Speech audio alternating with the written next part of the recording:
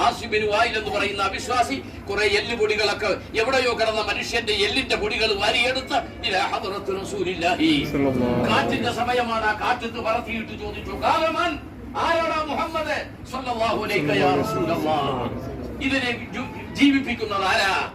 ഈ എല്ലുപൊടികളായി പോയ മനുഷ്യനുണ്ടല്ലോ, ഹൈഡ്രജനുള്ള, നൈട്രജനുള്ള, ഫോസ്ഫറസ് ഉള്ള, അയണുള്ള, കാർബൺ ഡൈ ഓക്സൈഡ് ഉള്ള, സൾഫർ ഉള്ള 14ഓളം മിശ്രിതങ്ങൾ ചേർന്നുണ്ടാക്കിയ മനുഷ്യൻ മണ്ണിലേക്ക് വെച്ചാൽ മനുഷ്യരാക്കി ജീവിപ്പിക്കുന്നവൻ ആരാ?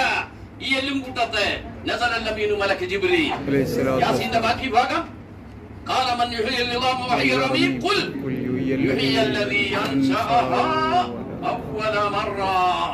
ആരാണ് ആദ്യം ഉണ്ടാക്കിയത്? ബീജവും അണ്ഡവും സിദ്ധാന്തമായി ഫാക്ടറിയൊന്നും ഇല്ലാത്ത ഒരു തോൾ സഞ്ചിയാണ് ഉമ്മയുടെ ഗർഭാശയം. അതിൽ കണ്ണ് കിടക്കുന്നിടത്ത് അച്ചില്ല, മൂക്ക് കിടക്കുന്നിടത്ത് അച്ചില്ല, വിരലുകൾ കിടക്കുന്നിടത്ത് അച്ചില്ല. സുന്ദരനായ മനുഷ്യനുണ്ടാക്കിയതാരാ? ആലമൻ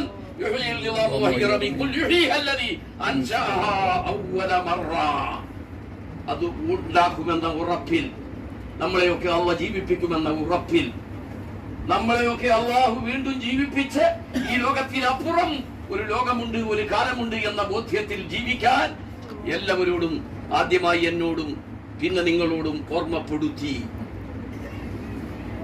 പിടിക്കണ്ടേടാ അവനെ. ആരെ? നെതന്യാഹുവിനെ പിടിക്കണോ? പറയണോ? പിടിക്കണോ? പിടിക്കണോ? ഇവിടെ ആർക്കെങ്കിലും കഴിയുമോ? ഇവിടെ ഏതെങ്കിലും ഒരു ഭരണകൂടത്തിന് കഴിയുമോ? എണ്ണി പറയാൻ ഒരുപാട് പേരുണ്ട്. പിടിക്കണം അവരെ. താലൂക്ക് കോടതിക്ക് മുമ്പിൽ ഒരു കോടതിയുണ്ട്. ഏതാ കോടതി? അല്ല, താലൂക്ക് കോടതിക്ക് മുകളിൽ ഒരു കോടതി, ജില്ലാ കോടതി. ജില്ലാ കോടതിക്ക് മുകളിൽ ഹൈക്കോടതിക്ക് മുകളിൽ, സുപ്രീം കോടതിക്ക് മുകളിൽ ഇന്റർനാഷണൽ കോടതി, അതിനു മുകളിൽ കോടതി ഉണ്ട്. അവിടെയായിരിക്കണം ഇവരെയൊക്കെ പിടിക്കാൻ പറ്റുന്ന സ്ഥലം. ബുദ്ധിപരമായി ചിന്തിച്ചു.